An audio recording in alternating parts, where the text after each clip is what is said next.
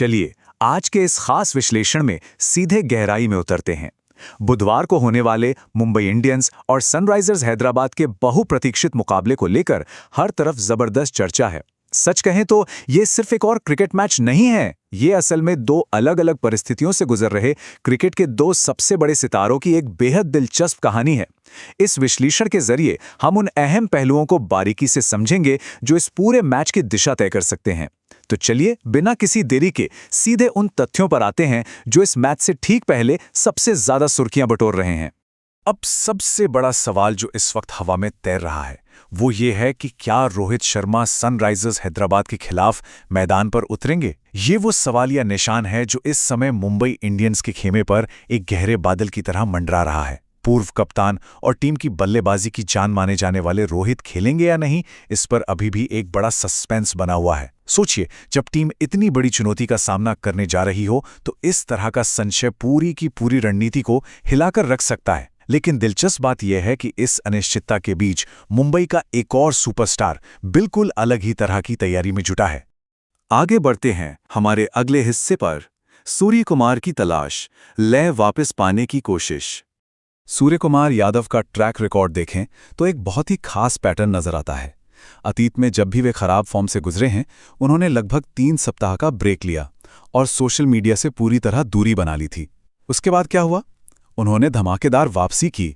जनवरी में न्यूजीलैंड के खिलाफ 3 शानदार अर्धशतक जड़े और फिर T20 वर्ल्ड कप में अमेरिका के खिलाफ भारत की जीत में एक बेहद अहम पारी खेली। लेकिन आईपीएल के इस सुपर फास्ट और लगातार चलने वाले शेड्यूल में 3 हफ्ते का ब्रेक लेना तो नामुमकिन है। इसलिए फिलहाल अपनी पुरानी लय हासिल करने के लिए उनके पास बस एक ही रास्ता बचा है और वो है नेट्स में जीतोड़ अभ्यास।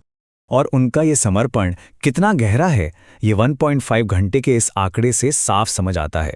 मंगलवार को शाम 6 बजे, असल में 6 बजे से काफ़ी पहले ही वो नेट्स में पहुंच गए थे। वहां उन्होंने पूरे 1.5 घंटे तक सिर्फ और सिर्फ अपनी बल्लेबाजी पर फोकस करते हुए जमकर पसीना बहाया। ये कोई रूटीन प्रैक्टिस नहीं थी, बल्कि अपनी खोई हुई लय को फिर से पकड़ने की एक बेहद गंभीर कोशिश थी। पसीना बहाने के बाद दिमागी कसरत शुरू हुई। ये कड़ा सेशन सिर्फ बैटिंग तक ही सीमित नहीं था। अभ्यास के तुरंत बाद सूर्य कुमार ने भारतीय टीम के अपने साथी अभिषेक शर्मा के साथ काफ़ी लंबी बातचीत की। थोड़ी ही देर में मुंबई इंडियंस के उनके साथी ईशान किशन भी इस चर्चा का हिस्सा बन गए। और सबसे दिलचस्प बात, इसी दौरान मुंबई के मुख्य कोच महिला जयवर्धने और विरोधी टीम यानी सनराइजर्स हैदराबाद के खतरनाक बल्लेबाज ट्रेविस हेड भी वहां पास ही गुफ्तगू करते नजर आए। तो ये नेट सेशन सिर्फ प्रैक्टिस का नहीं, बल्कि बड़े खिलाड़ियों के बीच रणनीतियों के आदान प्रदान का एक जबरदस्त अखाड़ा बन गया था। चलिए अब रुख करते हैं हमारे अगले अहम पड़ाव का, चोट का रहस्य, रोहित शर्मा की स्थिति। तैयारियों के बीच का ये अंतर वाकई चौंकाने वाला है। आइए जरा इसकी तुलना करते हैं।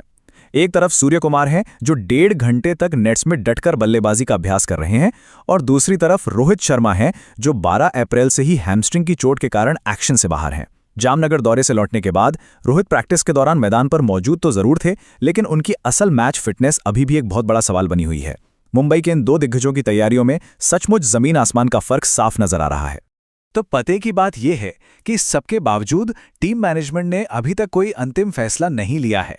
हालांकि रोहित शर्मा ने चोट के बाद नेट्स में थोड़ी बहुत बल्लेबाजी की है, लेकिन मैनेजमेंट कोई भी रिस्क उठाने के मूड में बिल्कुल नहीं है। ये फैसला एकदम आखिरी पल तक के लिए टाला जा रहा है। रोहित खेलेंगे या नहीं, ये आधिकारिक तौर पर मैच से ठीक पहले टॉस के वक्त ही तय होगा। ये एक ऐसा फैसला है जो दोनों टीमों के गेम प्लान को पूरी तरह से पलट के रख सकता है। और यहीं आकर ये पूरा विश्लेषण इस सबसे बड़े और रणनीतिक सवाल पर टिक जाता है। अगर टॉस के वक्त ये तय होता है कि रोहित शर्मा अपनी हैमस्ट्रिंग इंजरी की वजह से ये अहम मुकाबला नहीं खेल पाएंगे, तो मुंबई इंडियंस का प्लान बी क्या होगा? टॉप ऑर्डर में उनकी जगह कौन लेगा? और सबसे बड़ी बात, क्या सूर्य कुमार यादव नेट्स में बहाए गए अपने इस पसीने को एक मैच जिताने वाली पारी में बदल पाएंगे? इन सवालों के जवाब तो खैर मैदान पर ही मिलेंगे, लेकिन इस स्थिति ने निश्चित तौर पर इस मैच के रोमांच को 7वें आसमान पर पहुंचा दिया है। आगे जो भी होगा वो देखना यकीनन बेहद दिलचस्प होने वाला है।